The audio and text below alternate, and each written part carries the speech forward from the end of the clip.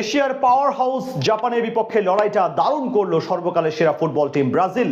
Knockout পর্বের মহাগুরুত্বপূর্ণ ম্যাচে শুরু থেকেই ছিল টান টান উত্তেজনা, আক্রমণ ও পাল্টা আক্রমণে জমে ওঠে ম্যাচ। কার্লো আনচেলত্তি যেমন ক্ষণে ক্ষণে পরিকল্পনা বদলিয়েছেন, তেমনি জাপানও জান প্রাণ দিয়ে লড়াই করেছে।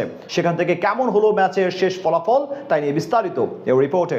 এশিয়ার পাওয়ার হাউসের সাথে গোটা ফুটবল ইতিহাসের সর্বকালের সেরা দল ব্রাজিলের লড়াই, তাই স্বাভাবিকভাবে গোটা দুনিয়ার ফুটবল ভক্তদের জন্য আজকের ম্যাচটি ছিল বিশেষ। অতীত পরিসংখ্যান এগিয়ে রাখলেও অদৃশ্য চাপ ছিল ব্রাজিলের দিকে। তবে সেই সব উপেক্ষা করে ম্যাচের শুরু থেকেই আক্রমণাত্মক খেলতে থাকে পাঁচবারের বিশ্ব চ্যাম্পিয়নরা। দ্বিতীয় মিনিটেই প্রথম অ্যাটাক করে তারা ব্রুনো গিমারায়েসের শট চলে যায় গোলপোস্টের পাশ দিয়ে। সেখান থেকে পাওয়া কর্নার কিকেও তেমন ফায়দা করতে পারেনি সিলেসাওরা।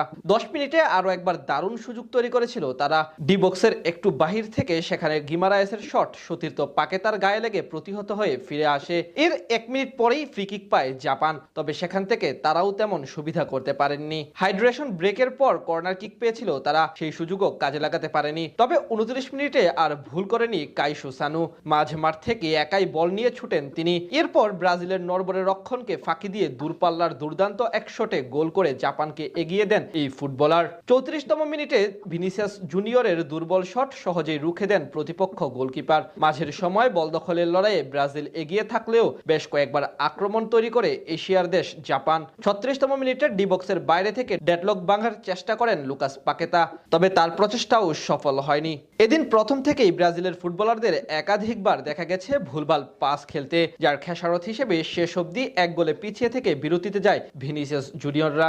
ম্যাচের প্রাণ ফিরে আসে দ্বিতীয়ার্ধে। লুকাস পাকেতার পরিবর্তে মাঠে নেমে শুরুতেই আক্রমণে ওঠেন এন্ড্রিক, যদিও সেই সুযোগে ব্যর্থ হন তিনি। 52তম মিনিটে মেথিউ কুনহার ক্রস থেকে হেড নেন ব্রুনো গিমারায়েস, তবে তার হেড ঝাঁপিয়ে পড়ে দুর্দান্ত এক সেভ দেন জাপানের গোলকিপার জিউন সিজুকি।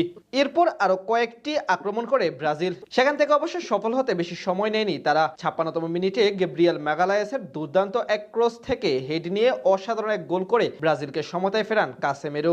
সাথে সাথে উল্লাসে মেতে ওঠে সমর্থকরা।